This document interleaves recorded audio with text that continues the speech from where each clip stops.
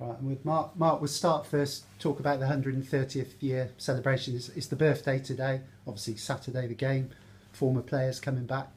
Who would have thought 130 years ago Forest Green would be playing League Two football and challenging for League One? Yeah, it just shows, doesn't it, what you can achieve with a bit of hard work, a bit of endeavour, but without all of those old players and things that have gone in the past, none of it would be possible. Dale Bennett's coming back tomorrow. He was always a popular figure here, one of your former players. Yeah, it's sad that he's had to retire. He was a good servant to the club, Dale. He was part of the boys that got us promoted. Brilliant group of players, and it'd be good to see him. And I know he's got business interests that are doing really well. So long may that continue. You've been here a long time, not quite 130 years, but this club's been a big part of your life, hasn't it, as a player? Yeah, for a couple of a spell as a player, and I wouldn't say 3 and a bit years is a long time, but it is in football. And so yeah, you start to become part of the furniture, don't you? And long may that continue as well. And what a memorable season you had in the National League as a gritty midfielder who could also chip in with a few goals. Yeah, enjoyed it. We had a good, we part time then, and it was tough to compete with some of the big clubs, but we managed to stay in it. Yeah. Fast forward to now, let's just briefly look back on Morecambe on Tuesday night. Your thoughts on that? I said at the time it was a perfect away performance. It was everything we wanted to achieve, and tactically and physically.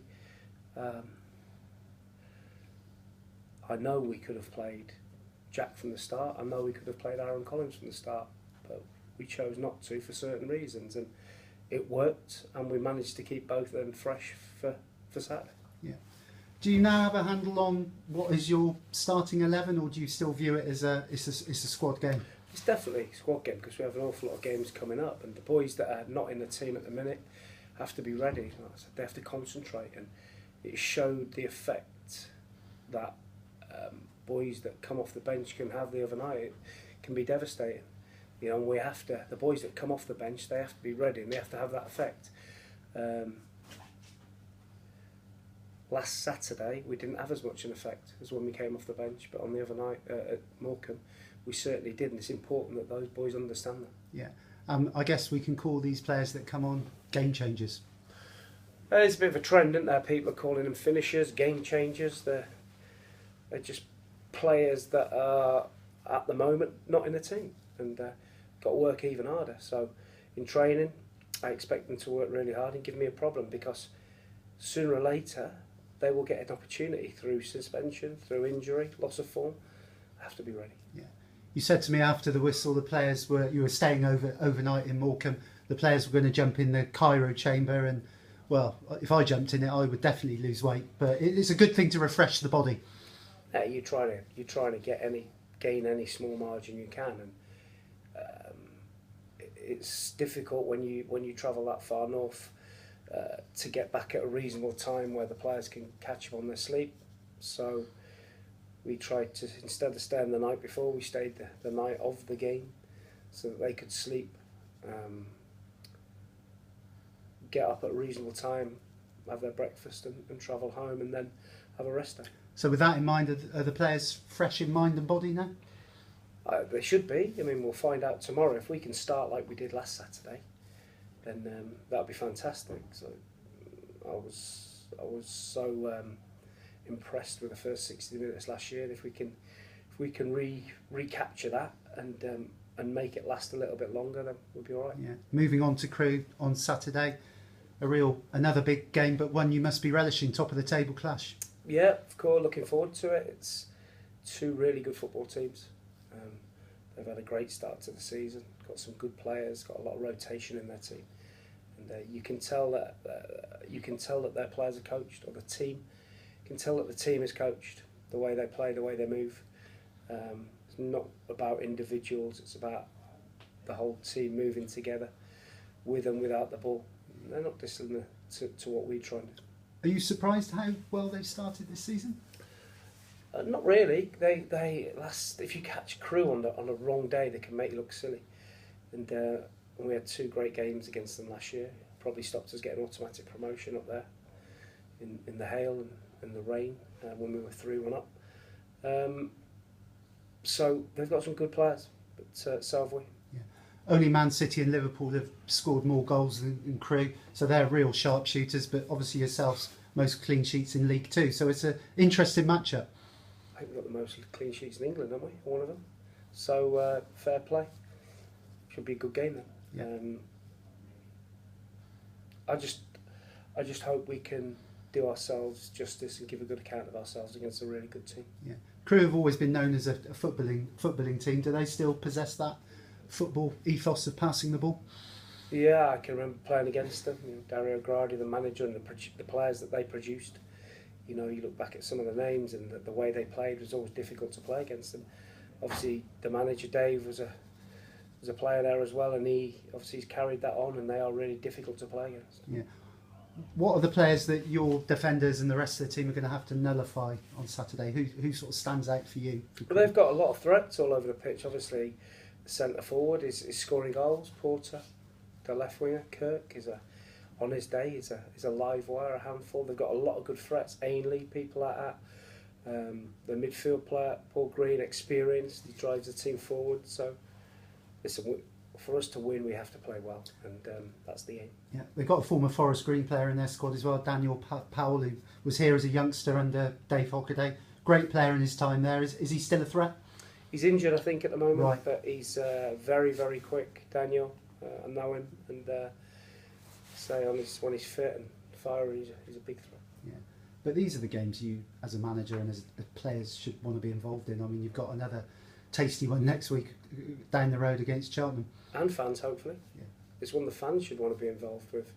You know, last Saturday the atmosphere was good against Mansfield, and we need that every week. It's when we go away from home, most places the atmosphere is rocking, and we need that. We need our players to experience that, especially at home. Yeah.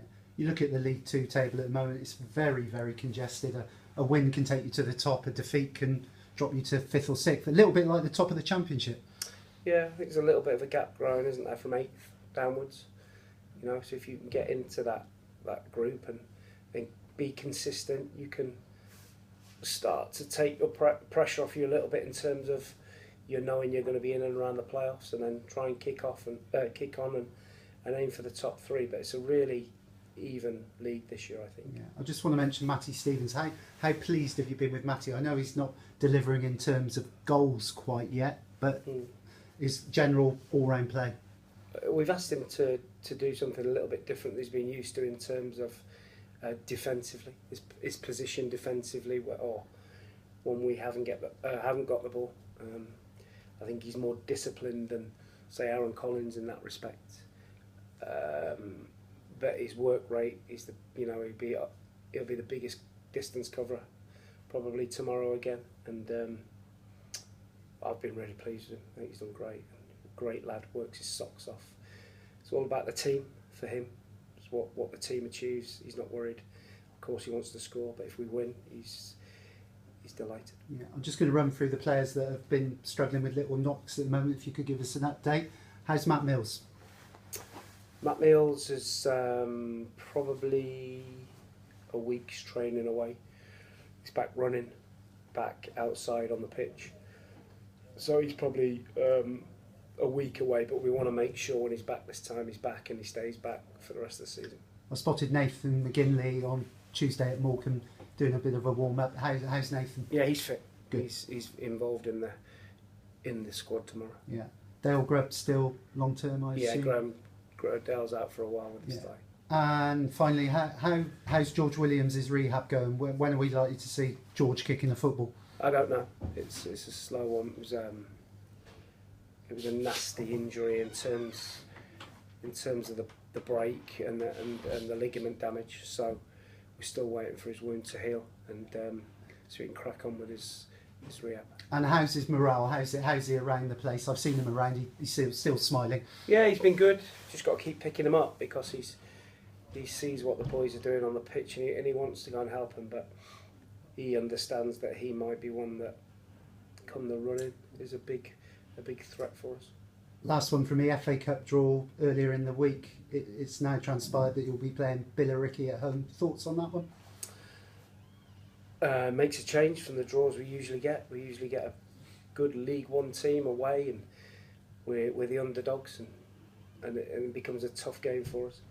But we get a non-league team from 2 leagues below that we're expected to beat. So it gives us an opportunity to get into the second round, but in no way will be underestimating Billericay, because they've got some good players. And I've been listening to the manager on TalkSport this week, Jamie O'Hara, and I know that he's doing his homework on us, and we'll be doing the same on them. And when the game does come around, we'll be leaving no stone unturned to make sure we do everything we can to get through the tie. There has been a lot of razzmatazz around Billericay. I think it's starting to change a little bit now. Gavin Gunning's gone, Matt Reed's gone, so obviously Jamie O'Hara's going to have to do it in maybe a slightly different way. Yeah, they're obviously paying those kind of players incredible wages for that level, and I think now they've got a smaller squad together that's more tight and more relevant in terms of their structure to the level they're at. I'm sure Jamie will be trying to build a real close-knit group there with a good spirit. And if you've got good players in that as well, you can become a threat. Thanks, and all the best Saturday. Cheers, mate. Cheers.